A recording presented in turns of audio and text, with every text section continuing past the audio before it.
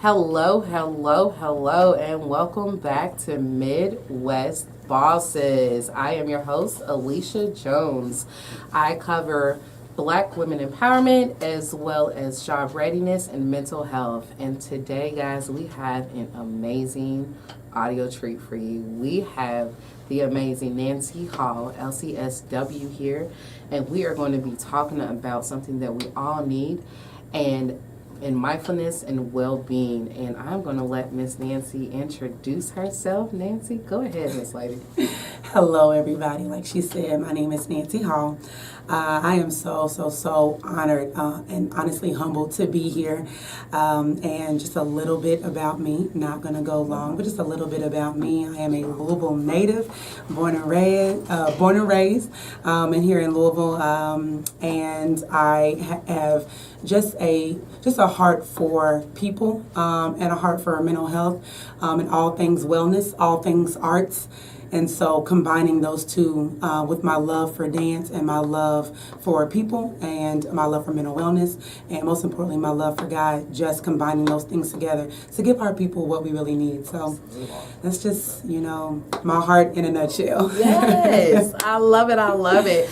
You all, we were having a conversation prior to setting up and coming on here today, and when I tell you all the gems were flowing. Okay? The gems were flowing. And I want to harp on that just for a moment because we're two women of color that are sitting here, both with loves for mental health, and organically just having a conversation of mental health and how important it is to be able to take care of one's mind, not just for themselves, but for generations that come and for the family and the state of being. Right now, everybody's always worried about, the state of the union, the state of, what about the state of you, the state of the individual, the state of their family, So I am just honored to have Nancy, and we are going to be talking about something that, in the Black community, we don't really like to talk about a whole lot, which is therapy and healing the mind and healing the soul, so that you can heal yourself and go to live your life how you're supposed to be living it to the fullest. So one of the things that I really want to dive into, Nancy, is for those that may not know what the acronym LCSW, tell us a little bit about that and your professional background. Yeah, of course. So LCSW, it stands for Licensed Clinical Social Worker.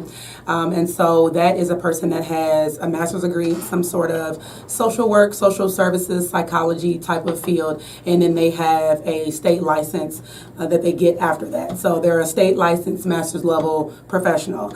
And so we take a lot of continuing education classes and coursework to really just keep up with currently what is going on, and not only in the field of mental wellness and mental health, but in the brain and how the brain works and how trauma works and how this has really been a big topic. What we're talking about a lot is, is trauma and toxicity and that kind of thing, which I'm glad that we're now talking about that more, but that's pretty much what that means. And, and you can have different like spheres of what you can get your therapy license in, but that's the overall. Absolutely. Yeah. Absolutely.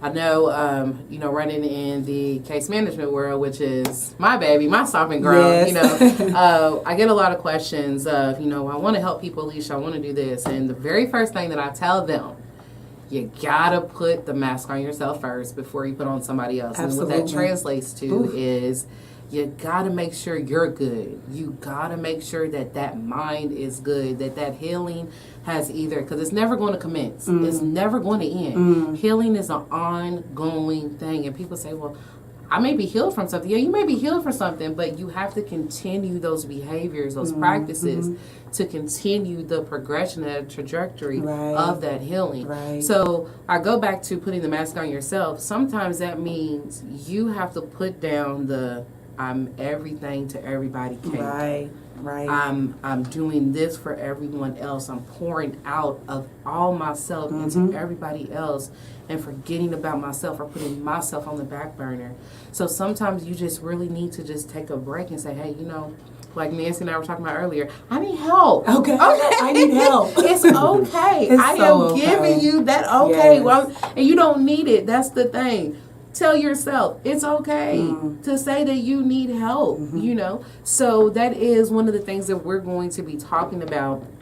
That actually leads to my next question. So, Nancy, one of the things I really want to get into is, as a woman in life and in the professional realm, what adversities have you faced? And what tactics or tips do you have for young women experiencing similar adversities? I'm so glad that you asked that question first, because that is, it's so loaded. It's so loaded. But the one thing that I have to always start with is my own personal testimony in that. Adversities, I'm going to look at it as what I felt hindered me a lot in my growth as a woman, my growth as a sister, my growth as a daughter, my growth just as a person, my growth even as a child of God. And so the one big thing that has been and still low key still is, because I can say that I've been healed, but I'm still healing. Yes. Those two truths can be held at the same time, that I have been healed, but I'm still healing. Yes. And so the big thing for me has been emotions. Emotions are they are not the mosquito at the barbecue. They're not that annoying thing that gets on your nerves, that hinders you and takes you back, and it's just, and you can't live with them. It's like they get in the way. They're not that. And the one thing that I had to, speaking of adversity, I had to learn what my emotions were for, that I was giving them as a gift. They're not by accident. I wasn't created by accident. There's nothing that I have that's on accident. So when I started to really understand that and really sit with my Heavenly Father who created me, I had to ask him, I said, okay, I have these emotions, so they have to be good because you gave them to me. They're a gift. So teach me, how can I understand my emotions better? What are they here for? And the information that started, I sit here and lie to you not. Yes. The information that started pouring in, okay, this is what they're for. They're supposed to be a guide and not, a gauge and not a guide. Yes. You're not supposed to follow your emotions, but they are an indicator. It's like when you're about to make a right in the, like on the freeway, you put your turn signal on, right? It's an indicator, right? Yes, so use your emotions as an indicator. There's something that you might be getting too much of. Yes. There might be something that you're getting not enough of. So that is a big thing that I've really had to overcome and really understand and humble myself to really say that, like you said, I need help. And so just really understanding that they are a gift and all of that. And so, but just to go into that, what I will say honestly to people, and especially women that really struggle with emotions, because that's the thing, that's a stereotype that, women are emotional and oh my gosh, and Nancy's too emotional, you're too emotional, you know what I mean? You need to be emotionless. Our emotions are pointing us into a direction that we need to really listen to them. That's that point we were kind of talking about earlier. Yes. Listening to our bodies, listening to our spirits, listening to ourselves, right? And so I would really say to investigate and ask your emotions questions. Treat them like they're people, okay? Like, I might think I'm that a little saying, but listen, okay, to be a mental health therapist, you have to really, you can't just give everything to everybody and not take your own medicine, right? You know what I'm saying? So I can't be my best. I can't help anybody if I don't help myself. You know what I'm saying? Or if I'm not, whole and healed myself. So investigate. Allow them I would first say allow them space to be, kind of to that parameter talk we were talking about earlier. Letting them out in the backyard, letting them run around. Go with me on the visual. If any visual listeners are here with me, right? Yes. So let them out in the backyard. Give them freedom to roam. Give them peace to be. Give them space to be. Because sometimes when our emotions are too intense or they are very intense, we feel like we have to stifle them, or we have to feel like that we have to do something with them right now. No. Give them space to be for a second. And then when they run off some of their energy, so to speak, then go out there and ask them, okay, you're feeling anger. All right, you're feeling really angry right now. What is this anger teaching me? It might be leading you to that something is actually very valuable to you that you didn't even know that you were valuable. That you didn't know that was valuable to you. So let them space to be and ask them questions. Are the two. I like to be very practical. So those are the two things that I would say. That's something that you can do today. Give them space to be. If it needs minutes, if it needs hours, if it needs weeks, okay? Give them space to be. You don't have to have an answer right now. You don't. You don't. Because the thing is that you can't fix what you don't understand. And so if you don't understand your emotions, how in the world you going to be able to try to you know what I'm saying? Absolutely. So those are the two things that I would say. Absolutely. I love that. I love that. I love that. And with that, that goes into what we were talking about before when we were talking about you have to acknowledge. Yep. You have to, and acknowledgement is more than just seeing, guys. It's more, it is being in tune with the moment, with the present, acknowledging how your body feels. Do you tense up when you hear a certain phrase? Do you, when a trigger comes for you, what happens? You start going into a panic attack. Like, what is going around in your environment, in that whirlwind of chaos called life, you know, that it's making you contributing to your feelings and not just, oh, well, it'll be okay. I'll just go to sleep. Now, don't get me wrong. Sometimes sleep and rest is a good remedy, but it's not the only. It's not the only remedy. So after acknowledgement, you have to accept that this is what it is at this moment. Not that what is going to continue to be. Okay? This moment doesn't define you. You yourself are your own definition, not one particular moment of life. And then once you acknowledge and accept that, you're able to, as you said, let them run free. You're able to act. You're able to say, okay, and lead with emotional intelligence. Okay? Come on now. All right? And say, you know, oh, I didn't like that. Let me figure out why I didn't like that so that I don't keep feeling like that, because my feelings matter. Your feelings matter. You know, we were talking about that generational upbringing and that silencing of voice as a child, you know, and sometimes you can't help what was put into you, but you can choose what you put into yourself. Come on, choice. You can choose how you react to something that has happened to you and how to combat it in the future. So if you can't tell, I love talking about this, guys. I mean, because it is so empowering. When you get to the core and you ugly cry and listen to me. Okay. Listen to me. And when you understand, you know, oh, okay. But this is how I can use that adversity for my betterment. This is how I can traject my life to success based off of pain, misunderstanding, the disconnect. So mental health and healing, it's messy. It's messy, but it's a beautiful thing, guys. It is a beautiful, beautiful thing.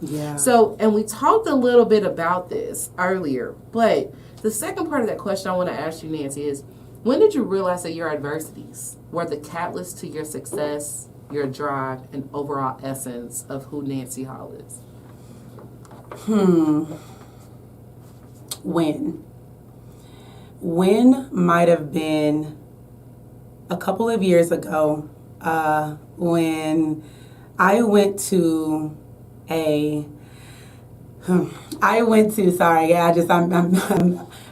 I'm remembering, honestly, just what God did for me. But a couple years ago, I went to a women's retreat, and it wasn't your quintessential just women's retreat where you get together and it's a nice time and it might feel good for the moment, but then your life don't change. You know what I'm saying? And you get all these nuggets or whatever, and it's like, okay, you know what I mean? You go back and live in raggedy like how you were. Absolutely. No. You know what I'm saying? But like literally life transforming. Oh my gosh, life transforming work was done there, and it was only through the power of Holy Spirit. So, but I would say that was a couple of years ago that when that happened, and I really learned the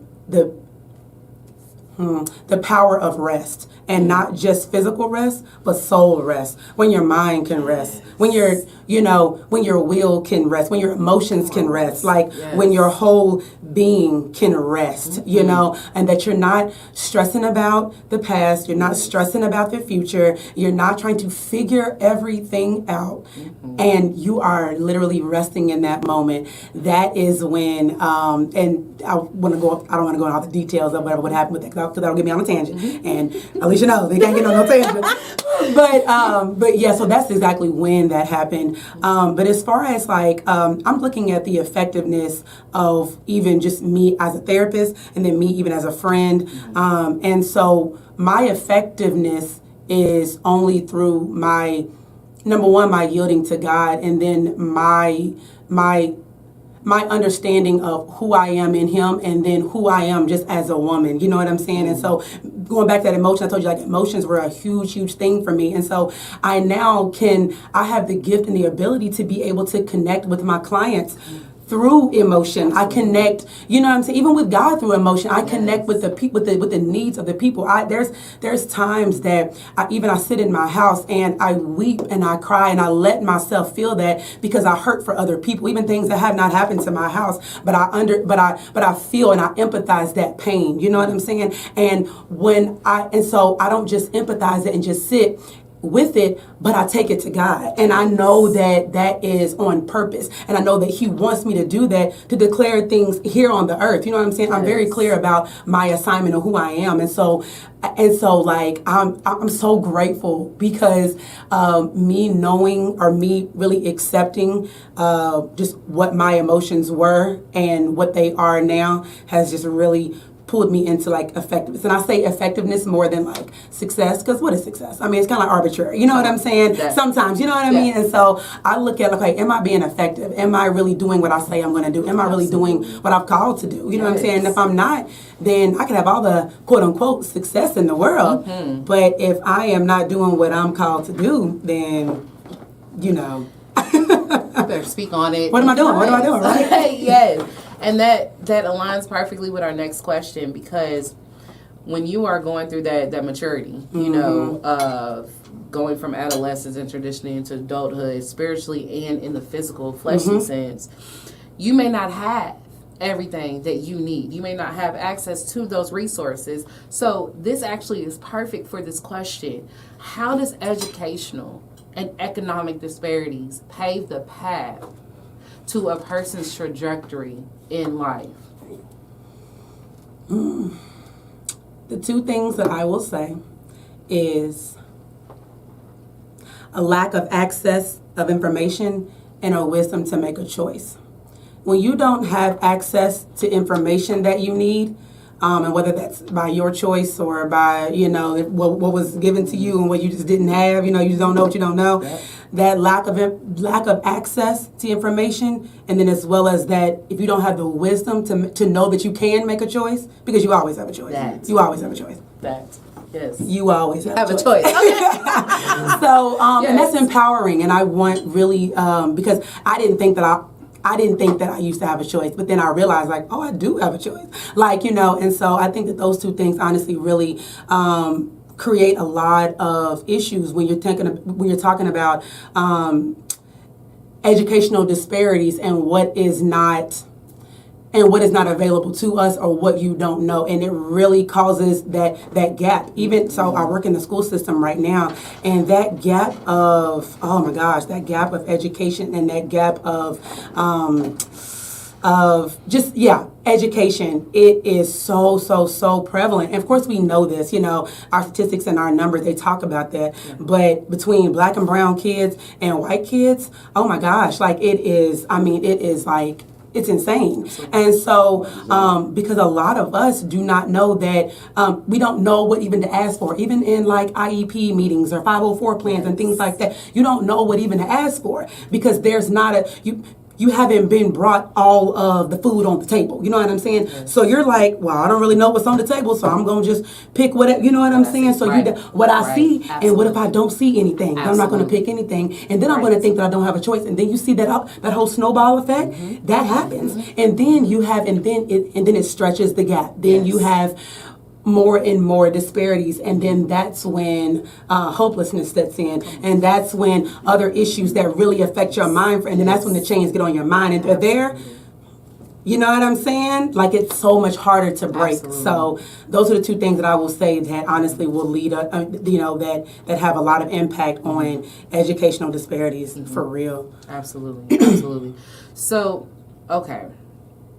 everybody has, we're still trying to figure out. I'm not even going to say that we have gotten out of living in the pandemic, but we are still dealing with the pandemic, yes, we are. The after effects of it, and we have had to adapt to a lot of things. Yes. And unfortunately, a lot of persons are still having difficulties with that, okay? And I feel like a lot of those difficulties come because they were faced with a lot of things that they felt like they weren't ready to face and were forced to face in the pandemic.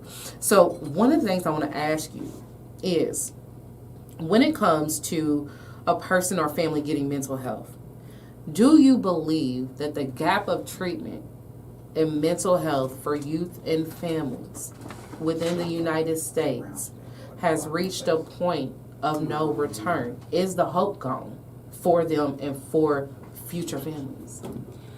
Well, if you've gathered anything about some of my personality through this podcast, never. The hope is never gone. Yes. Never gone. I refuse to believe that. Refuse to believe it. And it's not just because I'm just choosing to believe it, or I'm just believing some arbitrary thing of like, I'm just going to hold on to something that I know is not true. No, I'm telling you, I have seen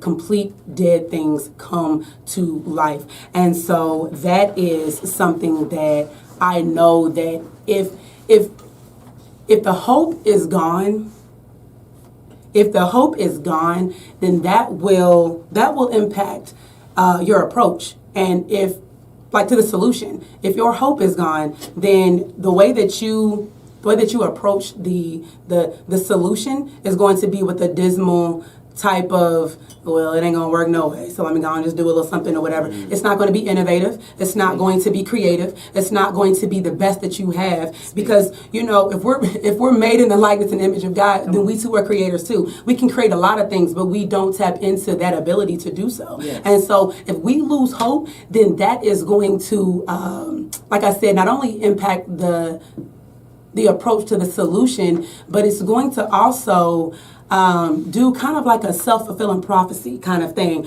to where like, then I'm not going to do nothing for real, and then nothing's going to come out of that, because nothing from nothing equals nothing, and then now we're, you know what I'm saying? Mm-hmm.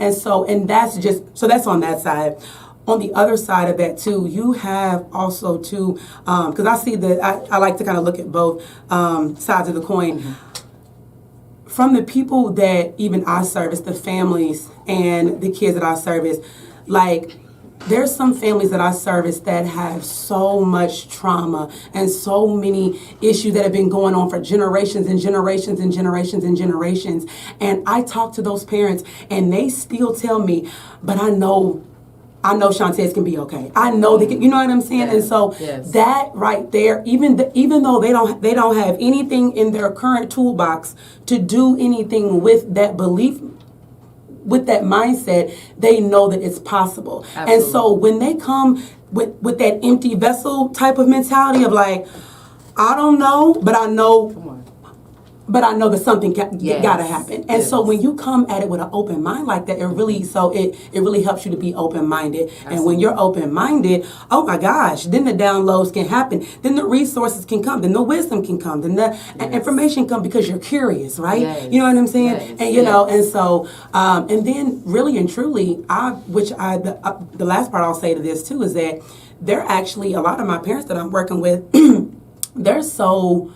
they are actually very open to therapy, which, you know what I mean, it didn't used to, but it's now this, you know what, we talked about this before. Yes, we did. Yes. So now they're more open. Before. It was not. So their openness of like, why are you CPS? I don't say what they want my kids. Yes. And I'm like, no, I don't do that. Right. You know what I mean? But they are open to therapy, and so open to those new avenues and new ways of thinking, and then building that relationship with my parents too. I can talk to them and say, like, I can give them information that may not necessarily feel good to them, but they be like, you know what? No, I know Miss Hall cares. I know, you know what I'm saying? So that right there is why I refuse to believe that the hope is gone, because you have people that are hopeful and people that know that want the best for their children and want the best for themselves. Absolutely. You know what I mean? So, no. It ain't never gonna. I love it. Come on, Hope. You are there. All right. I love it. Okay. And it's all about what you said. It's about that loyalty to self and loyalty to a purpose. Yes. And understanding that sometimes you're going to have to hear those things that don't feel too good to hear. Yeah. But once you're building those relationships and that person can trust you and know that you have the best interest for you in mind, yes, then the healing can begin. Exactly. Okay, because that person is coming to you with all types of barriers, all types of protection, of parameters that they have built up. Yeah.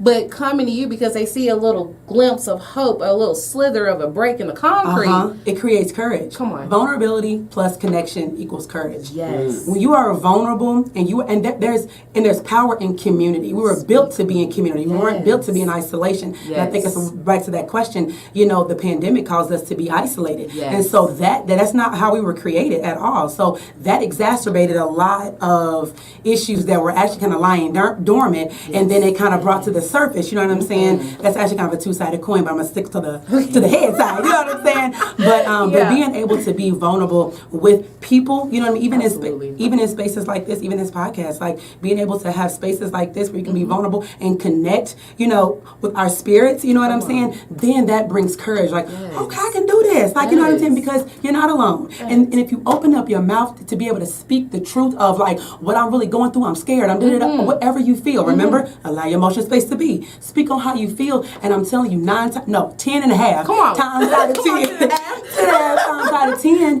you will see that you're not alone. That if I'm not going through it right now, 10 and a half times out of 10, I've been through it before. Absolutely. Okay. Absolutely. Yes. I mean, that's a little bit about what we were talking about before. That everything you need, you already possess within you. Yes. Meaning everything that you have been through is purposed to help you and project you further in life once you choose to acknowledge it. Okay. And adapt to it and choose accordingly. Yes. And not being afraid to make that choice. Let's just go ahead and get the fear out. You may make a choice that may not give you what you want in that moment. Guess what? It's okay. I promise you, it's okay. Yeah. Okay. It is. It's okay, because once you get used to making those choices and acknowledging that you have choice, the power is in the present. The power is in knowing that you have the ability to change your trajectory. Yeah. Ask for those resources. Yeah. And you said something, we were talking about silencing that voice and opening up that voice and just stating that. Reclaim your voice. Auntie Maxine, I reclaim my time. Well, we're reclaiming our voice. Our voice. And our choice. Yes. Okay? And that, again, it flows right into the next question of, I know a lot of us, myself, have dealt with this growing up, but I came from the background. What happens in this house? Come on, y'all, finish it. Stays in this house. Okay. So for a lot of us out there, that may be, the trajectory of why you haven't decided to get help. Because you're still in that mindset of, mama is going to come up and whip me if I go out here and say, because what were we back in the day? We were a reflection of our parents. Yep. We were a reflection of, we were a product of our environment for that point of our life. Okay. But as we have grown up, again, going back to the question, a lot of us grew up with that understanding.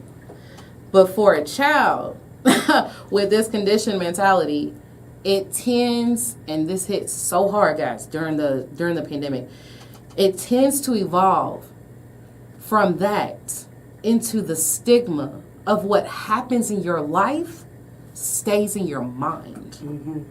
And since this trauma has been amplified with the pandemic, what advice, or we were talking about this, or decree do you have to give the listeners that states that conditioned voice, that saboteur, that sabotage?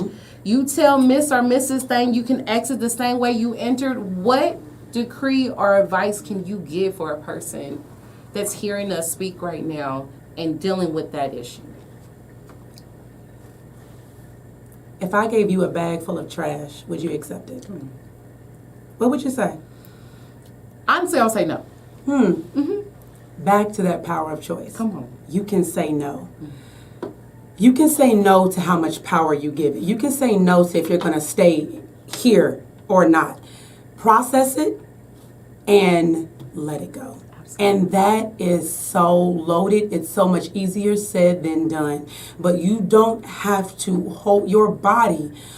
There's so much, I could get real nerdy, but I'm not going to, with the stats of how trauma lives in the body. Oh my goodness. I am actually on the back end of doing intentional breath work with one of my friends. She has an amazing breath work business.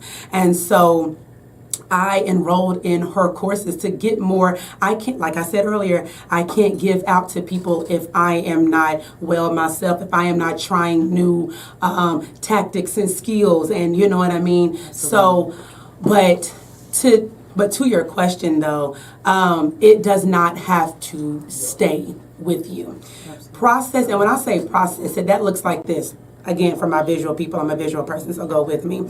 So visually, like if you have a lot of papers on your desk, right? Imagine like a lawyer's desk, right? Think about what we visualize when we see like movies. When we see a lawyer's desk, that's all these papers and all these files and all that, right? And there's a lot of papers that are laying on the desk. And then we also have, accordion files. You have all these different pockets of where the papers could go. But there are a lot of papers that are actually in the files, but there's some papers that are just lying all on the table.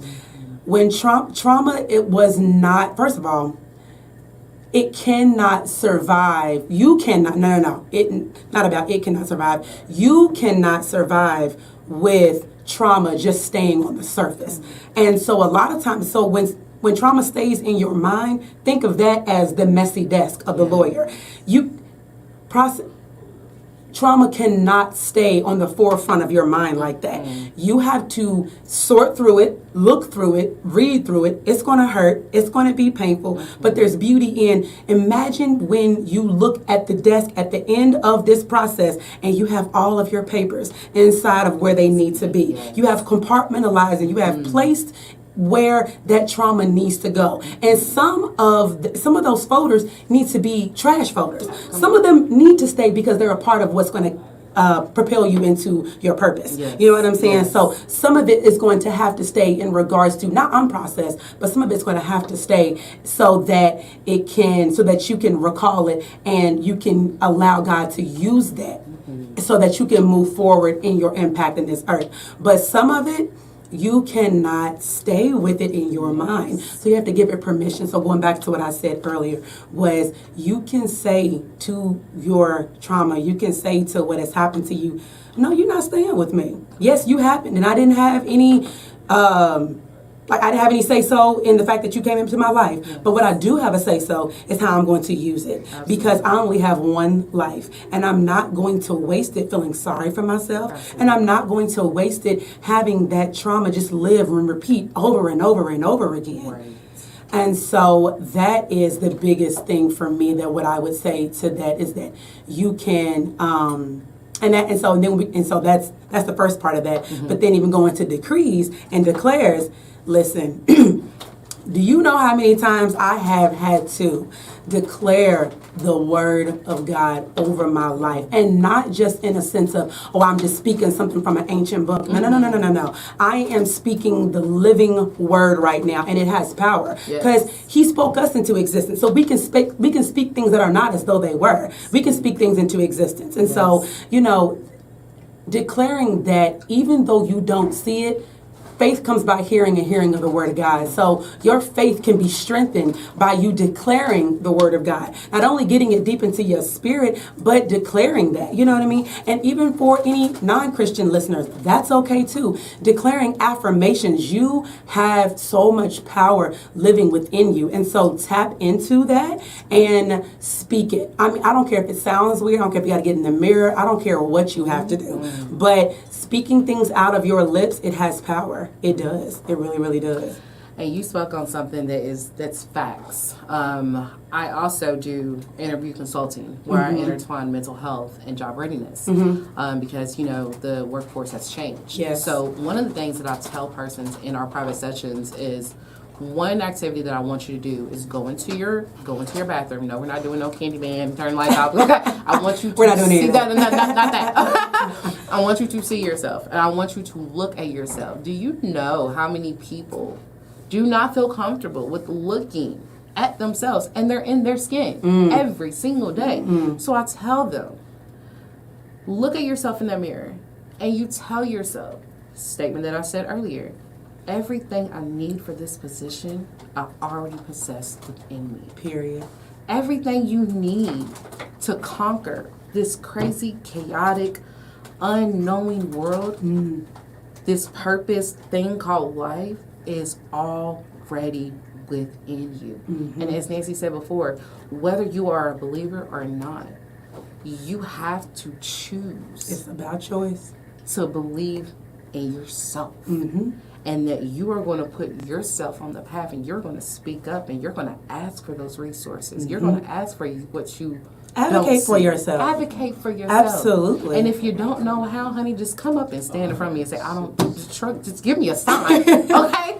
I'll help you. Yes. We will help you because Yes. we're in this together. We Because are. Nancy, you touched on it before, it takes a community. It does. It takes a community. And I, too, I'm a Louisville native, and throw your L's up, okay? 'Cause Okay. that's what it's about, you know? And when you come to that maturity, not only in life, in your personal life, in your professional life, you understand that I'm here for a purpose. I want to help myself so that everybody else can eat, everybody else can thrive, but most importantly, my legacy of my community will thrive. Yes. Okay? So, honey, we Yes, I love that. Absolutely. So, something that we talked about, we touched on a little bit, you said it a little bit with the breath work. That's part of your arsenal of your resources for your self-care. Yes. So, Nancy, dive into a little bit about what your self-care tactics look like and what your boss squad, because, honey, if no one's told you, Nancy, you a boss, sweetie, okay? Come on, mental health boss, come on. So, with that, what does your boss squad look like? You know, do you have a self-care technician, a therapist, a nutritionist, you know, things that we were touching on earlier? Synopsize for us what that looks like now. Child, I feel like I got everybody. I mean, you know what I'm saying? Come on. Okay, Yes. and I say that because it takes all of us. It takes community. It takes all of us to be able to work together. You know what I'm saying? The head is nothing without the arm. The arm is nothing without the foot. The foot is nothing without, you know what I'm saying, the leg. You know what I mean? So we need each part of the body to be able to be, you know what I mean, to be effective and be a well-oiled machine. You know what I'm saying?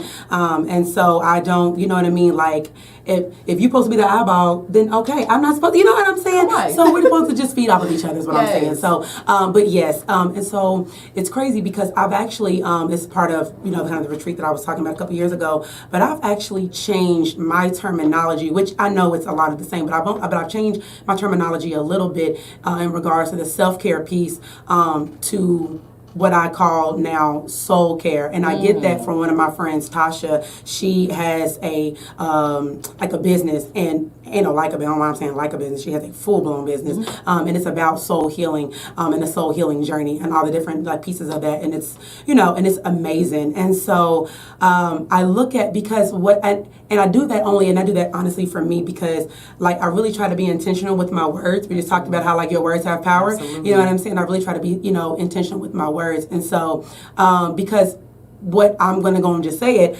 a lot of us really have started to misuse the term self-care, and they're doing a bunch of dolling up on the outside, but the inside is just as raggedy as all get out. And it's okay. I'm not saying it as a judgmental statement. I'm just saying it's the truth. And I'm telling you, that was me for many years. Dolled up on the outside, but dying in the inside. You understand me? Dying, hurt, depressed, sad. Could not, I mean, there's days I could not even get out of bed. Absolutely. And so knowing, you know, what I know now, and so I'm just looking, so when I think about self-care, I think about, okay, how can I make my self-care look more like soul care?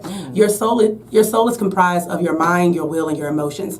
Your mind, which is your thought patterns, your thought processes, how your what lens you think through, what lens you see life from. We all have a lens, whether you know you have a lens or not. We all have a lens that we see life through, right? Yes. So you have your mind, which is your thoughts and all of that comes with it. You have your will, which is your power to choose. And then you also have your emotions. We've already dived into that. So how can I tend to the woman that is within all three of those areas? How can I tend to my emotions? How can I give myself what I need? How can I love on the inner child that did not get a chance to speak?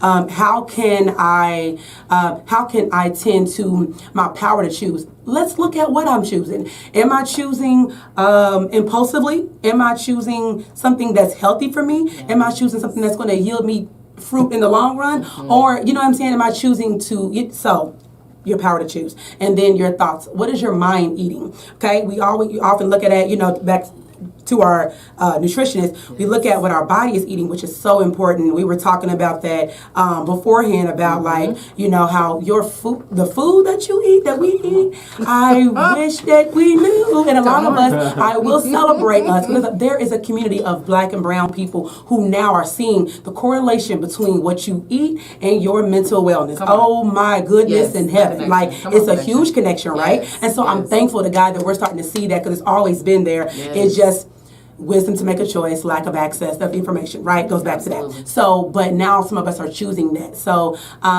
what is your mind eating? Are you feeding on just scrolling all day? Are you feeding the junk on your timeline all day? Or are you feeding, you know what I mean?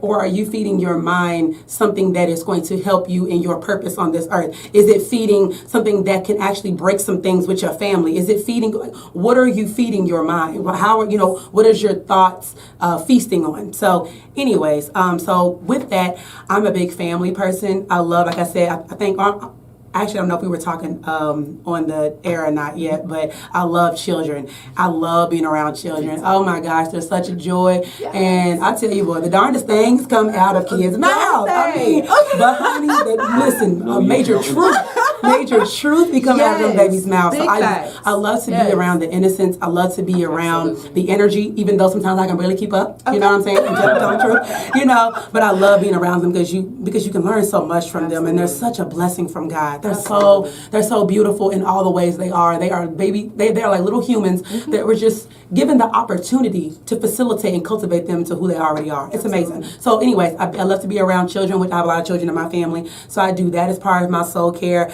I do a lot of grounding. I talked about like my intentional breath work. I will take my shoes off and go into my front yard or my backyard, and I will put my feet into the earth from which I was made. You know what I'm saying? I connect with.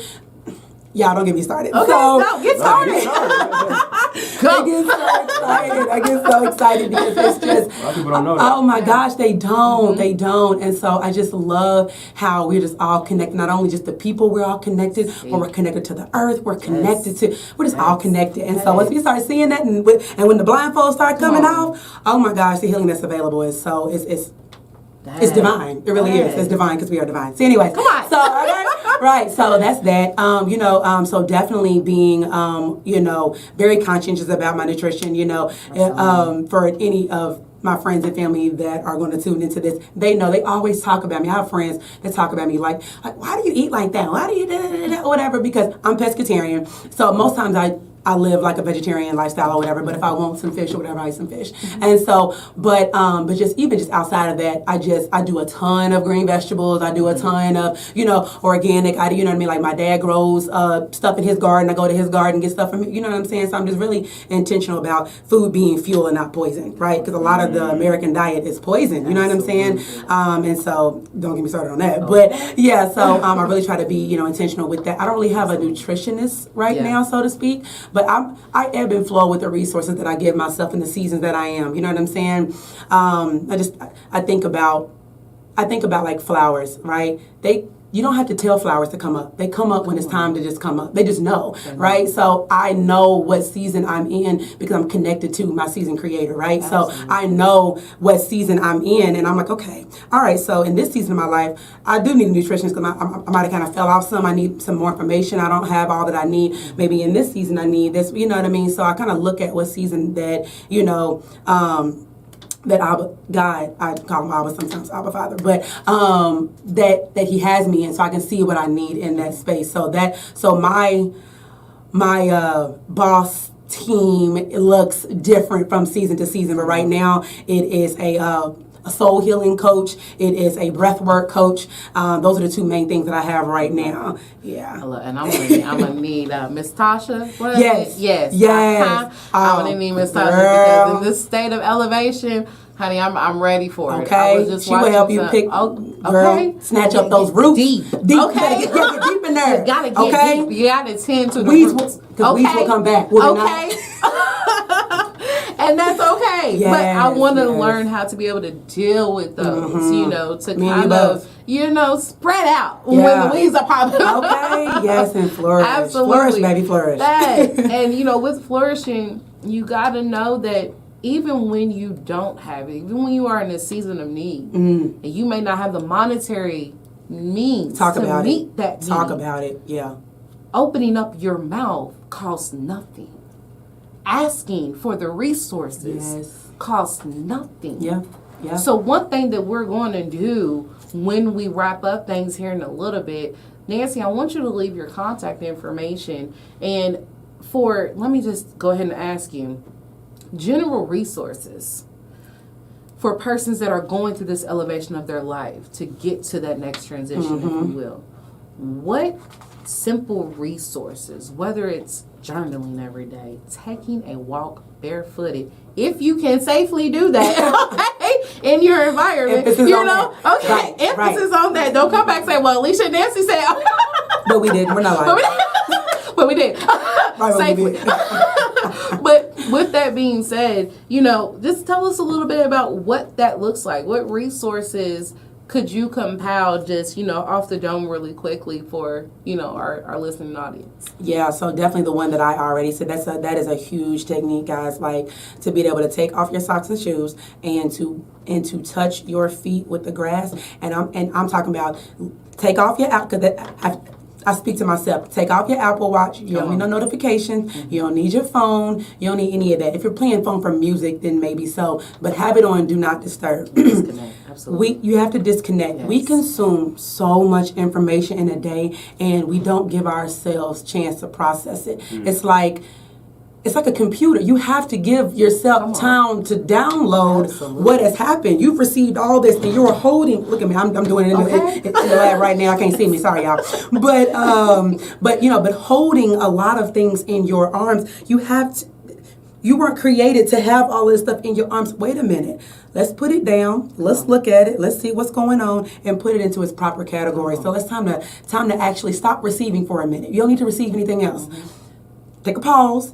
And you'll receive more later. But take a pause and just be. So definitely walking outside in grass with no shoes on or socks on or whatever. Definitely taking. When you mentioned journaling, that's the first thing I was going to say. People underestimate journaling. People hear that a lot of journaling's a good self-care technique, blah, blah, blah, blah, blah. But honestly, it really is. And I'm going to tell you how it is.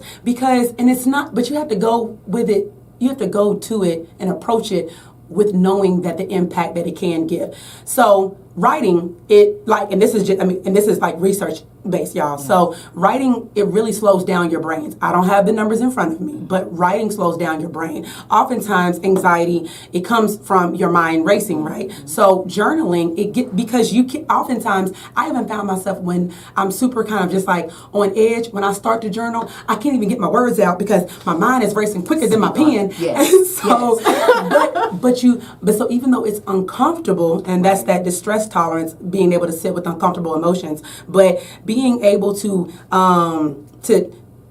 still work through that, don't give up on it. Just because your brain is going quicker than your pen can go, still work with it. Give yourself 5 minutes. Set a timer. Put your phone on D&D. Take the watch off. Put your phone. Start with 5 minutes. Absolutely. 5 minutes of just journaling your thoughts.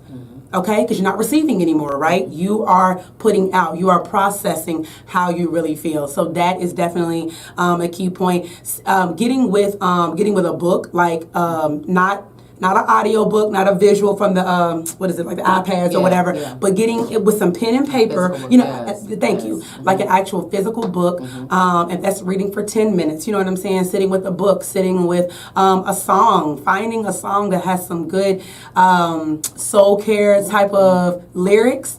You know, Indy Ari, she got some bomb ones. Y'all know my girl Indy. Oh, you know what I'm saying? Lauryn Hill, okay. How you gonna win when you ain't right within? Come on. Come again, right? Yes, you know what I'm that saying? word. So, yeah, so you know what I'm saying? Sitting with a good piece of music, not the trash, but sitting with a good piece of music that has even some interlude in the middle, interlude in the beginning, interlude. You know what I'm saying? For you to just feel. And then the last thing I will say, which is a big piece for me, is dance, movement. Even if you got 2 left feet, hear me, listeners. Even if you got 2 left feet, if you got the activities of your limbs, first of all, give God praise. Number 2, if you don't get up and move, there is some. And again, don't have the stats in front of me, but there is healing in movement. When you move your body, there are chemicals in your brain. There are endorphins that are released when you move your body, right? So it doesn't have to be like a routine, a 5, 6, 7, 8, a boom cat. It doesn't have to be any of that. Just move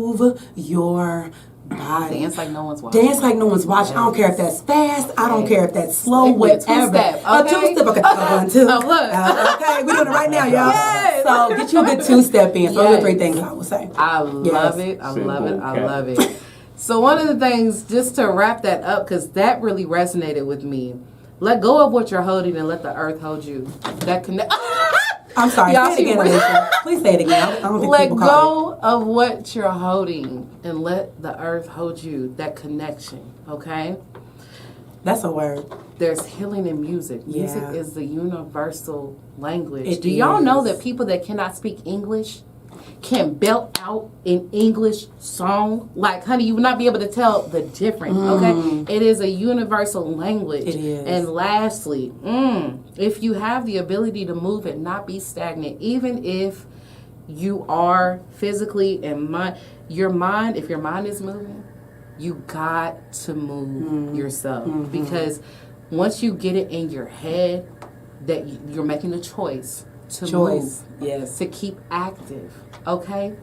You're still going to move. You're still active. You're still moving. Yes. Even when you are standing still and you are thinking of something, when you are choosing, guess what? You're still moving. You're still active. Okay? Yes. You're only, lessons not losses. You only lose when you choose to stand still. Ooh. When you choose not to choose, and the choice has to be made for you. Girl, don't get me started.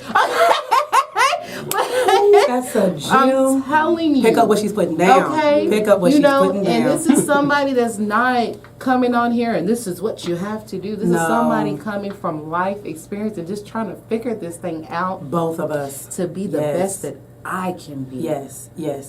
So I just, come on. That was a moment. That was a moment. All right. So one of the things that we're going to transition back to our questioning, we got a few more questions.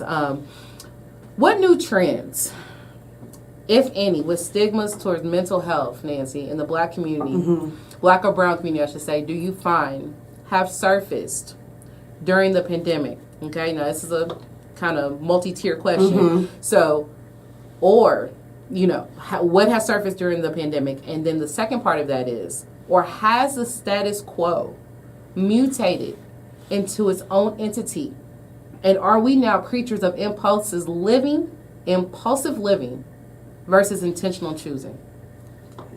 That's such a good question. Oh, you asked the best questions. Come on, girl. Yes. It really, honestly, so I love timing because I gave the heads of this coin earlier, but I want to now go into the tails part of this coin. So while, because 2 truths can be held at the same time that are not opposing each other, they're just true together. Okay. So I didn't mean to say it like that, but yeah, that's exactly what it is. So, but kind of earlier when I said that we were not created to be in isolation, that is true. We were meant to be in community and to feed off one another because we need each other. if not now, more than ever. However, at the same time, there is purpose in being by yourself at times for seasons. So there are certain seasons where life will put you by yourself because that's where you need to be because of where you are. It's your season, and it's not to hurt you. Yes. It's not to make you feel like no one loves you. It's not to make you feel isolated, but you're being set apart so that the surgery of your soul can happen. So I think that is a big thing that has happened that really exacerbated, I kind of touched on it earlier, but really exacerbated really in the pandemic because we were not used to being by ourselves. Like, there's some people that don't like their own company. Let's just talk about it. Like, and that's okay. This is, like I said, this is a judgment-free zone. We're just talking about what we're talking about, okay? And so, and there's times that I know me and Alyssia have been there. I know because we have talked a lot before we came today, and we've shared our personal testimonies on a lot of levels. And so, listen, we ain't speaking from some, I'm telling you right now, okay? You know what I mean? Because even for me, I didn't always like being in my own company. And you know what I'm saying? And so I think the new trend that has happened, or that has, like I said, been exacerbated, that has been kind of like swelled up, if you will, in the pandemic, has really been this thing of like, that started especially in the beginning, was that people don't know how to be by themselves. They don't know how to entertain themselves, for lack of a better word. They don't like their own company. And so when you don't like your own company, then you don't have anybody else now to bounce off validation with, or bounce off ideas with, or whatever, then now you're in a spiral. Down because you don't have anybody now, because we had to quarantine and all that stuff, whatever that we had to do, especially in the beginning. Like, a lot of us were isolated, especially someone like me. I live alone for many years. I struggled, and I'm a people, I liked it. I want to touch it. I want to hug. I was struggling, you know, and it was crazy because, like, and I don't necessarily think that I was struggling because I didn't like being by myself. But for me, in the season that I was in, I just was used to being around people, like, you know what I mean? And so I think that it really shined light on the people, on some people who did not like being by themselves. And then I also think that going to that, I want to even go to that last part of that question, that impulsive living versus intentional choosing. That's been one thing, that's been a one big thing for, honestly, for Black people for many years. And I feel for us because a lot of times we have made choices that make us feel good in the now because tomorrow wasn't promised, because of the trauma that we lived through, because of the trauma that was passed down. You know what I'm saying? We, a lot of times, would live in the now. So sometimes living in the now was not, this is the tail side of the coin too. You should live in the present, but what I'm saying is that, like, impulsive living, with not thinking about your choices, it's important for us to think about our choices. You know what I'm saying? And have intention behind our choices. Because when you don't think about the consequences or the results or the natural, you know what I mean, results of your choices, then you can end up in a whole world span, like talking about how did I get here? Well, let's retrace our steps. And when I say that, I'm not saying that to you, I'm saying that to me. Myself. Like, Nancy, you wondering how you got here? Well, Z, and then Y, and then B, and then A. You know what I'm saying? So you can retrace your steps in that regard. So, and the last part I'll say to that too is, actually, no, I think I touched it. No, I've already said it. Awesome.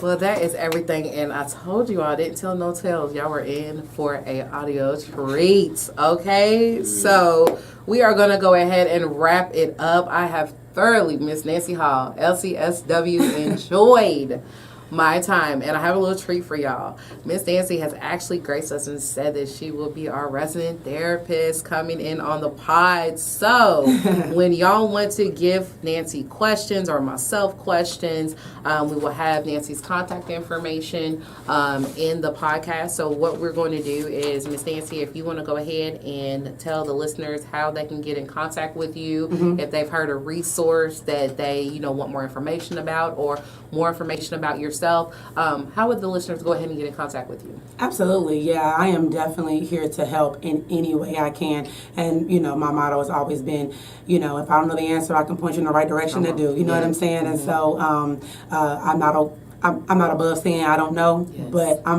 I can be resourceful and go get you the answer that you need and even I would need. You know what I'm saying? So yes, please definitely reach out to me. I'm going to give actually my email. My email is the best way. Actually, my work email is the best way for you to reach me right now. And then if there's anything that needs to be discussed, like verbally, I can give you my phone number through that too. But definitely email me. I check my email probably more times than I would like to say, but I check it very, very frequently. So it is nancy.hall@jefferson.kyschools.us.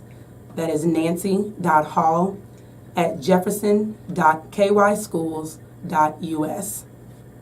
Perfect. And we will have that listed in the description bar of us as well. So again, our time has officially come to an end. Thank you so Nancy, much for having me, thank you. Alyssia. This has been an honor. Like, Are you oh my serious? goodness, Yes. Oh yes. Thank you for saying yes. It's like that's what it's about, collaboration and partnerships. Okay, so I'm just happy that another sister is on the path of healing as myself, and we're doing our purpose, and we walking in that, and with head held high, crown on, okay? Crown on, okay? Yes. So you guys out there, thank you so much for tuning in. We thank you all. We hope that something you heard today is going to resonate and stick with you all, and make sure you come back. And remember, we drop every Monday with a new episode of Midwest Bosses. Y'all have a great, safe weekend. Bye. That's all right.